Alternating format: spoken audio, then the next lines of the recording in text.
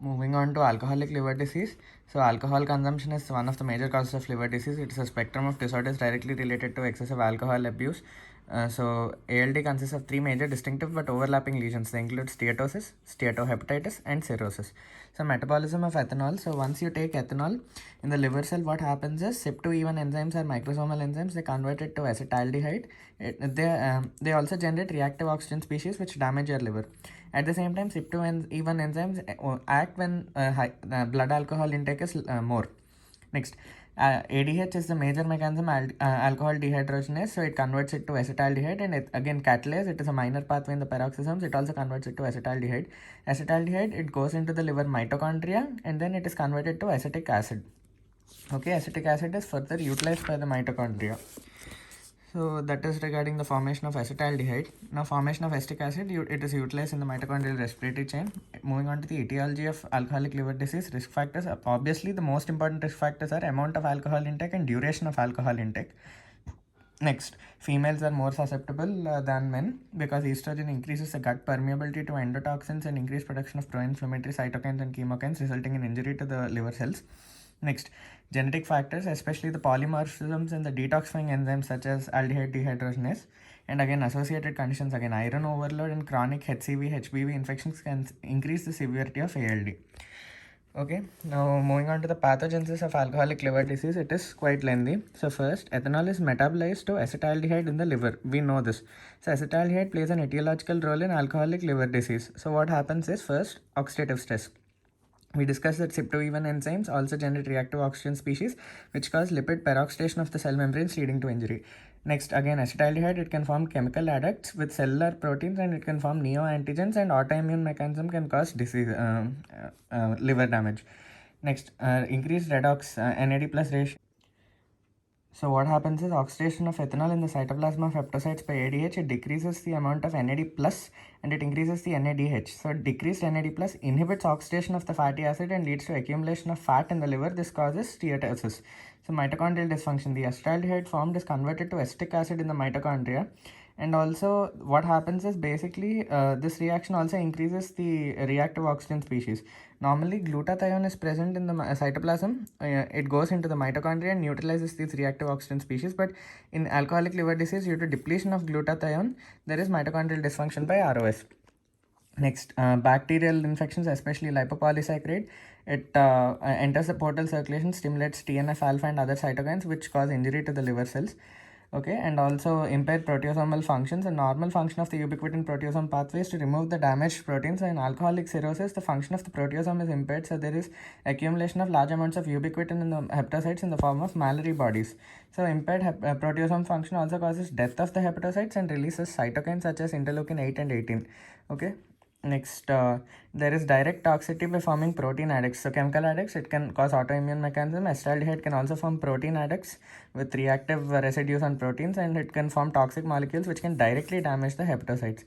Next, there could be hypoxic damage because chronic alcohol consumption, it increases the oxygen demand by the liver, resulting in hypoxia of the centrilobular region. Next, efficiency of alcohol metabolism in the liver depends on the expression levels of ADH and ALDH. So patients with genetic variants cannot oxidize acetaldehyde and they cannot tolerate alcohol. Next, abnormal metabolism of methionine. What happens is alcohol, it causes decreased levels of glutathione and sensitizes the liver to oxidative injury, and also because it interferes with methionine synthesis, and also maturation and deficiencies of vitamins. Thiamine deficiency occurs with alcohol intake, so again they contribute to the liver injury. And also induction of enzymes CYP2E1 with high alcohol intake, it is induced, and it also metabolizes other drugs and converts them into toxic metabolites. So mechanisms of fibrosis and cirrhosis. What happens is stellate cells are present in the spaces of Dc and they are quiescent and they normally store vitamin A. So in cirrhosis, what happens is alcohol, it activates the hepatic stellate cell. It transforms them into highly fibrinogenic cells with myofibroblast-like contractile property. They lose their vitamin A and they produce collagen. So causes of stellate cell activation are cytokines, so TNF, inflammatory cytokines, and cytokines and chemokines, TGF beta. Okay, so all of these, they increase the stellate cell activity and they cause fibrosis. And again, mechanisms of steatosis. So basically, steatosis is accumulation of fat. So what happens is there is increased catabolism of fat in the peripheral tissues and increased entry of these fats, free fatty acids, into the liver. Next, there is increased synthesis of fats in the liver, decreased oxidation of fatty acids in the liver, and also there's increased production of triglycerides in the liver, and there is decreased exclusion of or extrusion of lipoproteins containing lipids from the liver. Moving on to morphology, so first we have steatosis. The liver is enlarged, it is yellow, soft and greasy. So microscopy, we can see microvesicular steatosis. So in the periportal region, in the center, you can see it appearing first. So it affects zone 3. And then what happens is clear vacuoles of lipid, they fill the cytoplasm. And then macrovesicular, what happens is they appear around in the center because alcohol dehydrogenase enzyme is located there.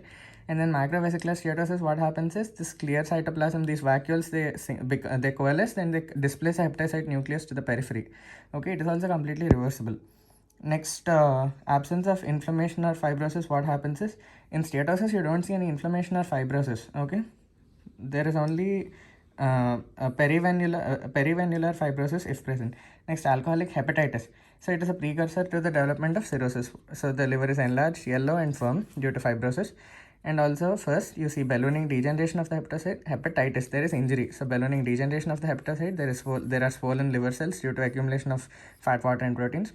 Next, because of ubiquitin proteasomal pathway dysregulation, you have Mallory bodies, cytokeratin 8 and 18, cytokeratin intermediate filaments, tangled skins. So Mallory dengue bodies. They are dense eosinophilic cytoplasmic inclusions usually situated in a perinuclear region. Here you can see eosinophilic cytoplasmic inclusions around perinuclear region, and they are characteristic but not specific of alcoholic liver disease. Next, itis, you can see neutrophilic inflammation around the ballooned hepatocytes. And again, alcoholic steatofibrosis, you can see fibrosis which initially starts as sclerosis of the central veins followed by perisinusoidal fibrosis in the spaces of DC, and you have chicken wire appearance. Next, there is variable degree of steatosis. Finally, moving on to alcoholic cirrhosis. So cirrhosis is chronic, irreversible and end stage of alcoholic cirrhosis. There is microvesicular cirrhosis, micronodular cirrhosis, okay, so 3 mm less than that. The morphology, early stage, the liver is yellow, tan, fatty and enlarged, but late stage, it is shrunken in size because of fibrosis and it is firm and it appears brown and non-fatty. So capsular surface is nodular. As it advances, it becomes micronodular or hobnail appearance. With time, there is mixed micro and macronodular pattern on gross appearance. Microscopy, so there is loss of architecture. So cirrhosis, what do you say? You say that there are regenerating. First, there is loss of architecture because of hepatocyte injury. It involves the diffusely the whole liver. And next, regenerating nodules are there. They stimulate the surviving hepatocytes to regenerate and proliferate, and the regenerating nodules are surrounded by fibrous septa. And then first they form micronodules, then larger wider bands of fibrosis create macronodules, and finally there is mixed pattern. Next, fibrosis, there is central to portal region as well as from portal tract to portal tract. So there is bridging fibrosis, and there is vascular reorganization also, because in the diffuse injury the vessels are disrupted. New vascular channels will be formed in the fibrotic septa which connect the vessels in the portal region to terminal hepatic veins. So clinical features, we know them. Lab findings, again alcohol, AST is increased more than ALT, and also gamma glutamyl transpeptidase level is a sensitive test to determine whether the individual is taking alcohol or not. There is increased synthesis of this due to induction of SER by the alcohol. Liver biopsy shows accumulation of fat. Again, alcoholic hepatitis, you can see serum AST is increased, and also serum bilirubin is raised. Alkaline phosphatase, ALP in alcoholic hepatitis is raised. Serum albumin is decreased because liver function is decreased. Serum prothrombin time is decreased because liver is not synthesizing clotting factors. And again, you can see bilirubin and urobilinogen. And alcoholic cirrhosis, again you can see hyperbilirubinemia, reversal of AG ratio, and again AST to ALT ratio is more than 2. And again ALP is elevated, prothrombin time is prolonged.